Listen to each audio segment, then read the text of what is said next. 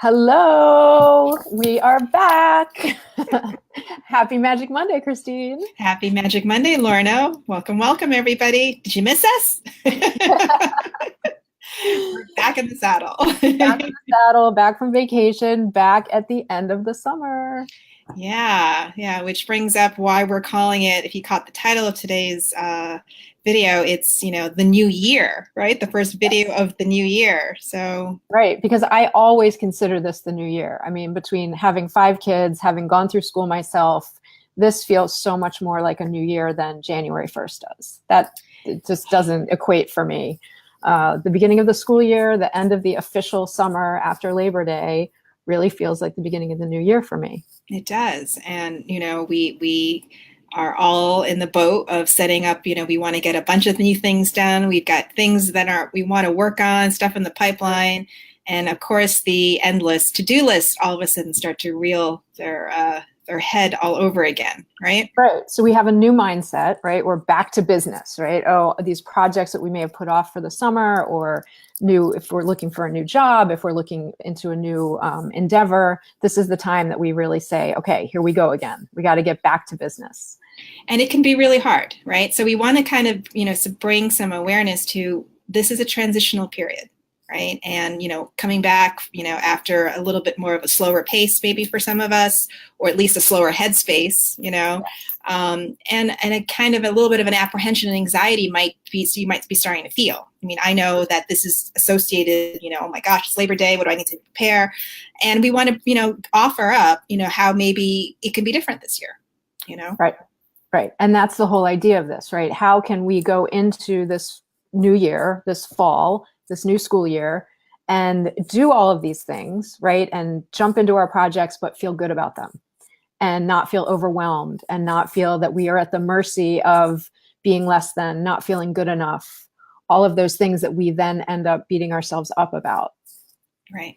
And feeling, all the worse off, mentally, emotionally, and definitely physically, right? Worn out. So let's share a bit of how it used to be, or, lessons that we've learned in our own. So, it always came to me like, oh my gosh, I always, no matter how many lists I made or how many plans that I thought out, there was always this sort of gnawing thing that I'm falling behind, right? Yeah. Or I'm never going to get enough done. And I couldn't even cross things off my to-do list without going, but I still have to do this and I still have to do that. And then, oh my gosh, what about this? And a lot of impatience around it, a lot of impatience with myself, to be honest with you. And for me, a lot of it was, I'd go all during the day and I would get a lot done. I would be very, I'd be productive or not. But then it was when I was trying to fall asleep at night, my brain just would not turn off. And I would sometimes lay there for hours thinking of what I needed to do the next day, what I hadn't done that day, some conversation that hadn't gone well that I was feeling guilty about, whatever that was, didn't allow me to sleep. Yeah. And that just makes it harder, right? And that makes the overwhelm, it compounds it. It does. And we sort of spiral, and a lot of this, what is this, in its form, it's some form of anxiety, it's some form of worry, some sort of, worrying about the future or events that haven't happened. And so one of the ways that,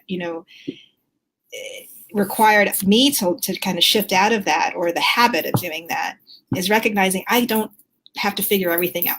Yeah.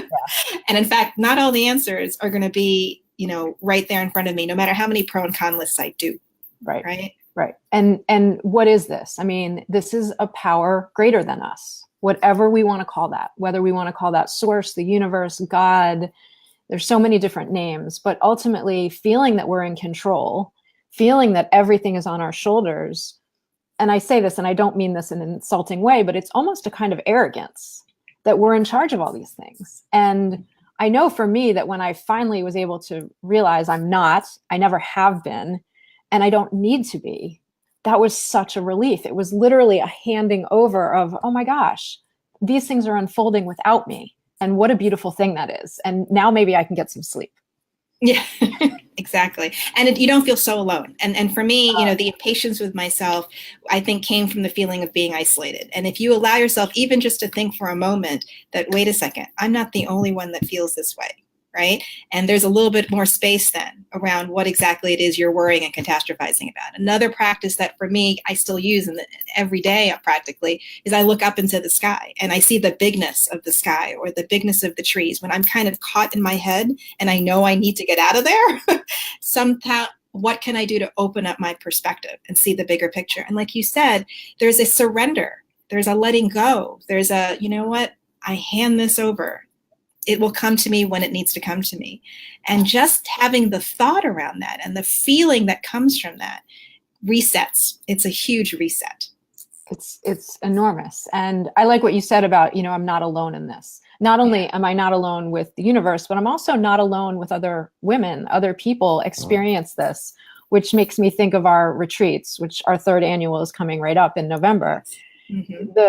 The connection that is made between the group of women to say, I'm not the only one going through this. You too? You too? Oh my God, you too? Yeah. I can't believe, I thought I was the only one. Right. And so there's there's the handing over of the bigger picture. And there's also the connection that we can have with other people when we talk about these things and say, okay, well, this is how I deal with it. How, you know, I can help you, you can help me. Yeah. Yeah. And it's, again, you know, what's the saying, Lorna? Like, you know, life is, you know, 90% of, it's 10% what happens to us and 90% of what we make meaning of what's happening to us. Right. Yeah. So I think we all are smart enough to know that there are things that need to get done. There are people who are relying on us, no doubt. Okay. Yeah. And there's a lot of action that's required in this life. Okay.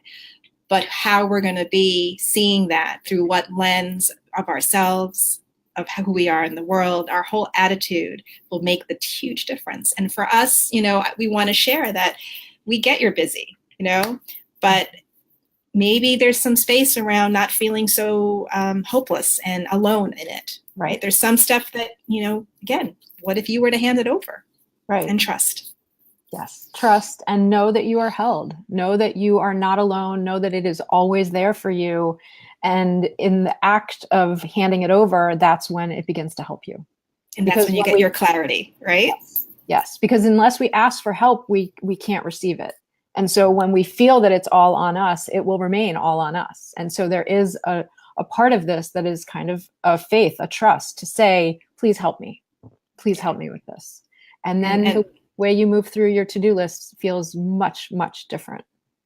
And one of the, I think we'll just end with this. I know, Lorna, when you first said it, it still rings true for me, is that, you know, do give ourselves credit for everything that we are getting done, right? Where you are 100%, a perfect score. Perfect score.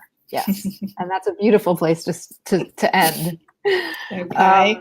So happy New Year, everybody. Welcome back to our Magic Mondays for the new year. And we have so much in store for you guys.